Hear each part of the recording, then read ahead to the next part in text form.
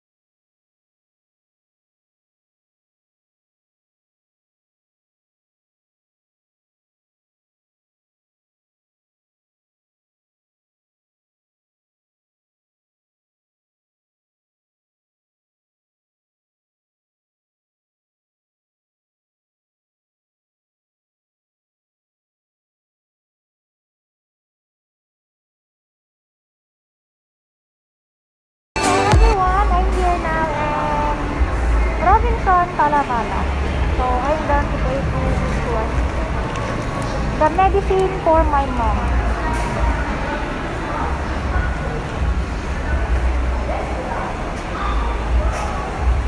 Wala, gulo-gulo na yung buhok ko. Grabe. Pupunta ako sa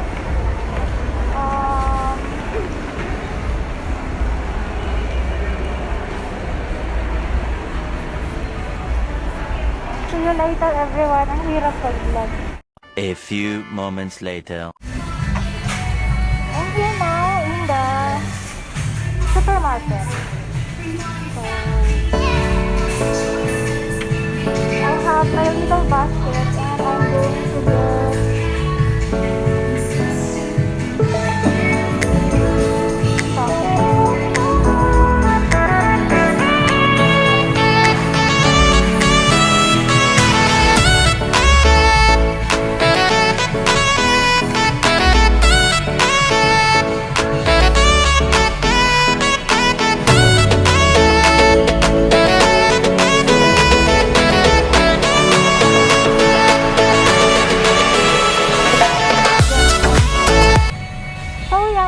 see you later when I'm home, because now I'm going to get something. So I'm done with my teeth.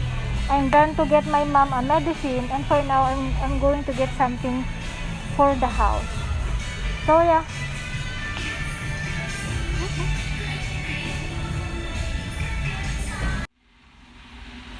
Hi everyone! So finally, I'm home right now. And ang tagal ko po sa labas kasi marami akong ginawa. Naging busy ako. So umalis ako dito sa bahay 8:30 in the morning. And yung appointment ko sa dentist is around 9. So after that, nagpunta ako sa Robinson Las Marinas kasi meron akong biniling gamot ni mama sa Mercury. Ang haba ng pila. Tapos nagpunta pa ako ng Southwest Drug, tama ba? Kasi wala doon sa Mercury yung ibang gamot ni mama. And then after that, nag-window shopping ako. Nagpunta ako ng supermarket kasi bumili ako ng apple cider vinegar. And then, bumili ako ng mga kutkuti na kakainin. And napadaan din ako sa ibang shop. Bumili ako ng something na pang-exercise. Ayan. Stretcher home exercise. Nabili ko siya sa sa Japan Homes. Ayan. 88 pesos lang siya. Pwede mo siyang pang-exercise na pang-ganyan. Ayan. Buksan natin para makita niya. Ayan. Ayan. Diba? 88 lang. O, exercise mo lang. Ganyan. Ganun. Tapos ilagay mo yung sa leg. Hila-hila. Basta yun na yun. Ganun. 88 pesos lang to. And then, alam mo ba na bumili ako first time for the long months, I think 4 months na hindi ako nakalabas. Tapos bumili ako kanina doon sa Robinson ng pantalon. Bawal na pala magsukat. So, hindi ko alam kung kakasya ba to sa akin. Ayan. Ayan. Ayan. Ano siya? Nabili ko siya ng 250 pesos. Maganda naman. Kita nyo ba? Ayan. Size 25 yung waistline niya. Tapos made in Korea. Ang brand niya ay Coca Blue. So ayan, may pa-design pa siya. Rugged lang siya. May usong mga rib pants. Tapos yung isa, eto. O iba. Mamurahing cup. Pero okay naman. Made in Korea. Branded siya. Ayan o. Dutch original. Ayan, Dutch original. Akala ko siya. Sabi ko, bakit mismo nga punit? Ay ma'am, design ho yan. Design ba? So, ayan. Ayan, maganda siya. Yun. Nabili ko siya, 200. O, diba? Mura lang. O, ayan yung brand niya. So, yun lang yung napamili ko. And then, yung iba, yung apple cider vinegar, nandun sa baba. Hindi ko nagpapakita sa inyo. So, yun, 18 months na po yung brace ko. And as you can see, kung napanood mo yung mga vlogs ko dati about sa brace ko, makikita mo na super laki ng diferensya. No? I mean, pagkakaiba. Kasi dati, super bungi ako. And then after now, you can see naman. Diba? Ang ganda na. Ayan. Ayan. Hindi siya totally perfect pa kasi kailangan pang i-correct yung alignment niya. Pero naman, yung yung sa taas niya, saka sa baba, ang laki na ng improvement. About sa kulay, I have alternate sa baba, green and pink. And sa taas naman, meron akong green and yung dito, white lang kasi hindi siya pwedeng lagyan ng di kulay kasi iba yung sukat nun. So, yun. Masakit po siya, as in masakit na ngayon kasi nagpalit ng wire, mas mahigpit, tapos mas hinigpitan. And meron pa rin akong ilalagay na elastic bands every kanto. So, di ba, masakit. So, I think mga 3 days akong magtitiis ng sakit bago bumalik sa normal. So, control muna ako sa kakainin ko. And yun. So, ang bilis ng panahon, 18 months. Tapos yung ngipin ko ay gumaganda na. At it makes me so happy. So, di ba? Dati hindi ako makangiti. Puro lang ako. Pero ngayon, nakakangiti na ako. Kasi, kumbaga, honestly, confident na ako. Dati kasi, confident naman ako dati. Pero, pag kasi nagiging confident ako dati, may mga tao talaga na pupunain ka. Sabihin niya, ay, maganda ka sana, kaso kaya ng ngipin mo. Maganda ka sana kung pinaayos mo yung ngipin mo. So, yun. Ngayon, okay na yung ngipin ko. Nagiging okay na. So, yun. Ayan. Hindi ko alam kung kita nyo ba yung kulay. So yun everyone, thank you everyone for watching my vlog. Kung mayroon ka pong katanungan, please don't forget, comment down below and sasagutin ko. So for now, bye-bye na and see you on my